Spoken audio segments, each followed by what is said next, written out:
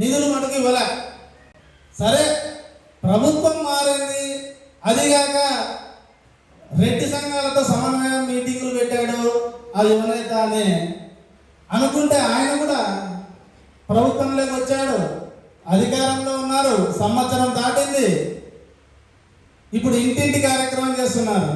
కాబట్టి మనం ఈ రెడ్డి వెల్ఫేర్ కార్పొరేషన్ ఏర్పాటు కోసం పోరాటాలకు కూడా మనం సిద్ధం కావాలి. దీని మీద త్వరలోనే ఒక కార్యక్రమం రూపొందిస్తాము. మొదటగా అధికారులకి, ప్రజాప్రతినిధులకి వినతి పత్రాలు అందజేయడం, ఇలాంటి కార్యక్రమాల ద్వారా మనం ముందుకు పోవాలి.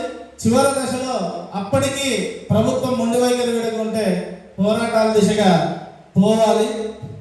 ఇక మండల, నియోజకవర్గ, జిల్లా కేంద్రాలలో రెడ్డి భవనాల ఏర్పాటుకి ప్రభుత్వం భూమి కేటాయించాలి. మొన్న నాకు శ్రీకాకుళం జిల్లా నుంచి ఒక ఆయన ఫోన్ చేశాడు, ఈ మీటింగ్కి రావాల్సిందే, రాలేదు. అక్కడ ప్రభుత్వం భూమి కేటాయించింది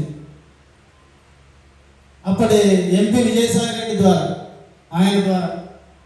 ఆ విధంగా మనం కూడా ప్రభుత్వం దృష్టికి తీసుకెళ్ళి ఏదైతే ఆ ఫార్మేట్ పంపిమని చెప్పానో, ఏ దాని కింద ఏ జీవో కింద భూమి ఇచ్చారో ఆ జీవో కింద మనం అన్ని జిల్లాల్లో కూడా రెడ్డి భవనాల ఏర్పాటుకి అడిగే విధంగా మనం ఈ డిమాండ్లలో పెట్టుకొని ముందుకెళ్లాల్సి ఉంటుంది. ఇక ఆంధ్రప్రదేశ్ రెడ్డి సంఘం మన సనాతన ధర్మాన్ని పాటిస్తూనే మన సంస్కృతి సాంప్రదాయాలని మర్చిపోకుండా మన చరిత్ర ఏదైతే ఉందో ఆ చరిత్రను ఉయ్యాలవాడ నరసింహారెడ్డి గారు కానివ్వండి, గుడ్డ వెంకటరెడ్డి కానివ్వండి, సైరా చిన్నపరెడ్డి కానివ్వండి, నాయకురాలు నాగమ్మ కానివ్వండి, ఇలా కొంతమందే, కానీ దానికి మించి చాలామంది ఉన్నారు ఇంకా మన కులంలో పెద్ద పెద్దలు, ప్రజలకి సమాజానికి సేవ చేసి అలాంటి చరిత్రను, మన సంస్కృతి సాంప్రదాయాలను మనం భావితరాల వాళ్ళకి తెలియజేసే విధంగా మన సంఘం సభ్యులు కూడా ప్రచారం చేయాలి.